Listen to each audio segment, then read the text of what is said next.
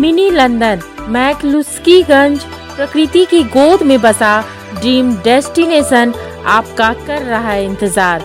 आइए अपने यादगार लम्हों को बिताइए ड्रीम डेस्टिनेशन में। राजधानी रांची से महज 50 किलोमीटर दूर आपका अपना ड्रीम डेस्टिनेशन। मुख्यमंत्री हेमंत सोरेन और उनकी पत्नी कल्पना सोरेन और साली सरला मुर्मू के नाम लीज आवंटन मामले में सुनवाई पूरी हो गई है। झारखंड हाई कोर्ट ने खान लीज आवंटन मामले में अपना फैसला सुरक्षित रखा है। लीज आवंटन मामले में सुनील कुमार की याचिका पर दोनों पक्षों की ओर से दलील के बाद फैसले को सुरक्षित रखा गया है।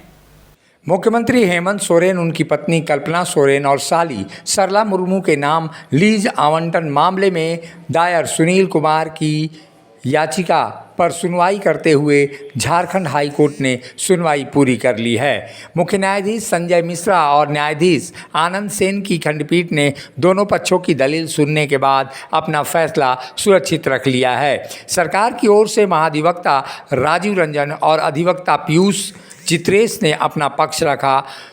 चित्रेश के अनुसार पूर्व में भी इसी तरह की याचिका शिवशंकर शर्मा नामक व्यक्ति की ओर से दायर की गई थी, जो सुप्रीम कोर्ट में खारिज हो चुकी है।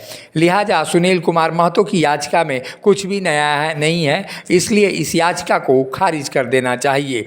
वहीं याचिकाकर्ता सुनील महतो की ओर से अधिवक्ता राजीव कुमार ने अपनी दलीलें पेश की हैं। उन्होंने कहा है कि शिवशंकर शर्मा की याचिका में सीएम के नाम पत्थर खनन लीज मामले का जिक्र था। उस याचिका के क्रेडेंशियल पर सवाल उठाया गया था, लेकिन इस याचिका में मुख्यमंत्री हेमंत सोरेन की पत्नी कल्पना सोरेन की कंपनी सोहराय लाइव स्टॉक को नियम के विरुद्ध सरकारी जमीन आवंटित करने का मामला दर्ज है। इसी तरह का फेवर मुख्यमंत्री हेमंत सोरेन की सरकार ने मुख्यमंत्री की साली सरला मुर्मू को भी पहुंचाया है। प्रार्थी की ओर से यह भी बताया गया है कि इस मामले की शिकायत संबंधी प्राधिकार में की गई थी, लेकिन उस पर कोई कार्रवाई नहीं हुई। कोर्ट को यह भी बताया गया कि मुख्यमंत्री हेमंत सोरेन के पास ही खनन विभाग है, इसलिए बिना उनकी अनुमति और सहमति के परिवार के सदस्यों को इस तरह का फेवर किया जाना संभव नहीं दिखाई देता है।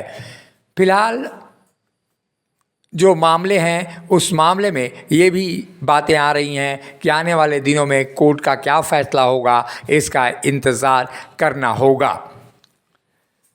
कोर्ट ने प्रार्थी को यह भी निर्देश दिया है कि सुनील कुमार महतो की जनहित याचिका में पूर्व में दायर शिवशंकर शर्मा के केस से कैसे भिन्न है, इस पर अपना कोई लिखित जवाब दाखिल करना चाहते हैं तो 3 दिनों में दायर कर सकते हैं। इससे पहले सुनवाई के दौरान दोनों पक्षों के अधिवक्ताओं ने अपने अपने मामलों को रखा है।